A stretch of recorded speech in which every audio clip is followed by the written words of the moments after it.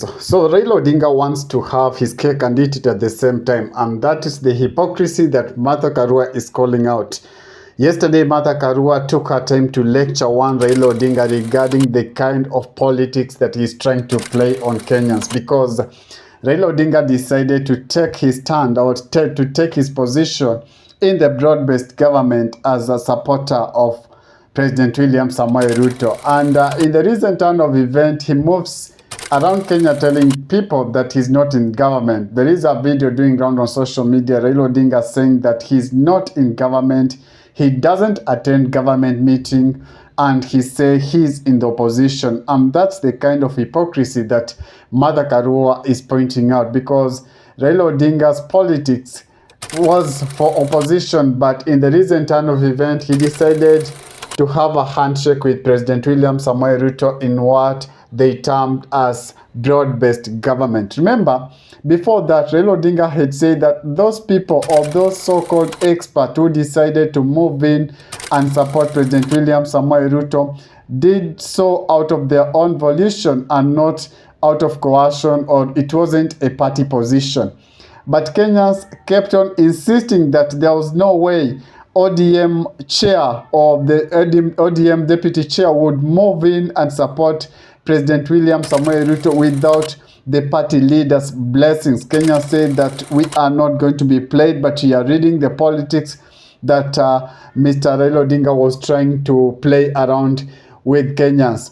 Apparently, days later, just after he lost the AUC chair, he came back and embarked on what he termed as consultation with the people about his friendship with the president.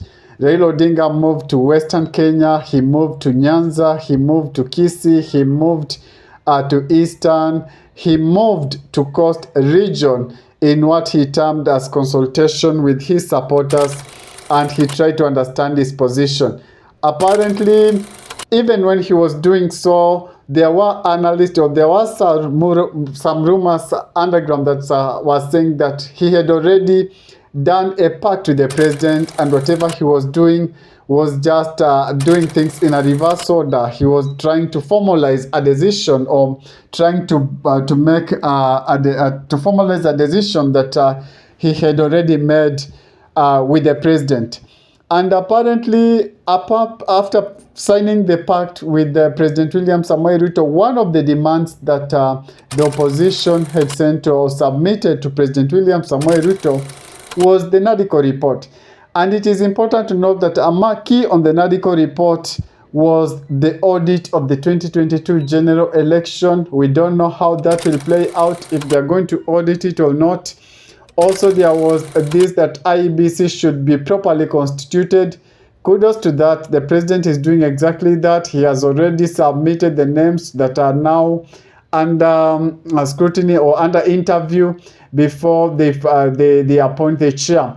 And it's also important to know, and this is the key factor of confusion, because it's important to know that apparently right now there is no office of minority leader or the opposition leader, and NADCO report demanded that there should be an office of the opposition leader. And we think this is the seat that makes Raila Odinga be in confusion. On one leg, he wants to be in the government. On the other leg, he wants to be in opposition. Because right now, as it is, if the NADCO report is implemented and the official opposition office is formed, it was believed that it was going to be for one Raila Amolo Odinga. But with the confusion that is in at the moment, it seems that office could go to the deputy, the deputy, or the person who deputized him in 2022 general election, and that is none other than Martha Karua. So Martha Karua knows this very well. That's why she decided to call out Mr. Raila Odinga and told him that he should choose the position. He should choose whether to be in the government or whether to be in opposition, because it is important. Kenya already accepted that he went and he is in the government. What Kenyans wanted now is to make a strong opposition that is going to put the government in check.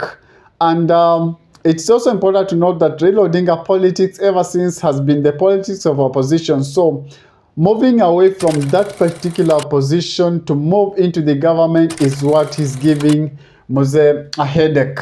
Amechanganyikiwa now. He don't know if to go to the opposition or if to play with the government or to play in government, so to speak.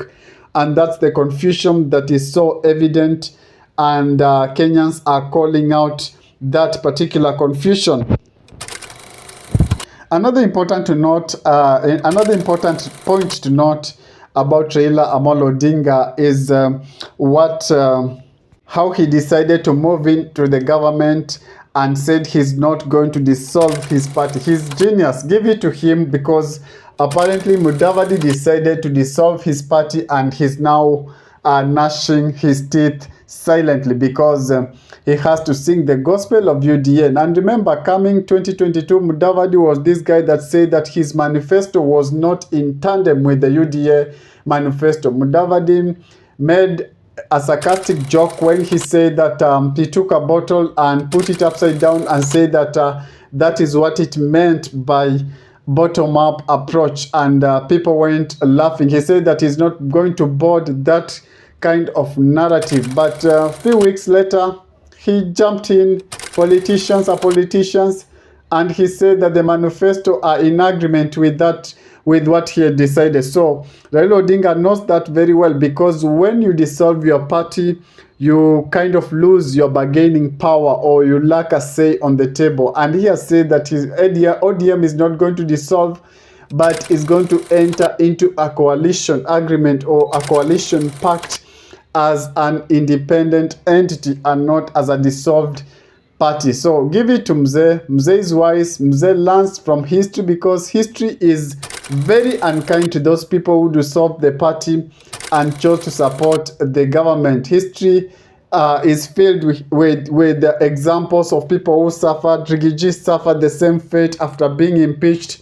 Remember, he said that he was impeached, or he lacked bargaining power, because he came into agreement with the president without having a written contract.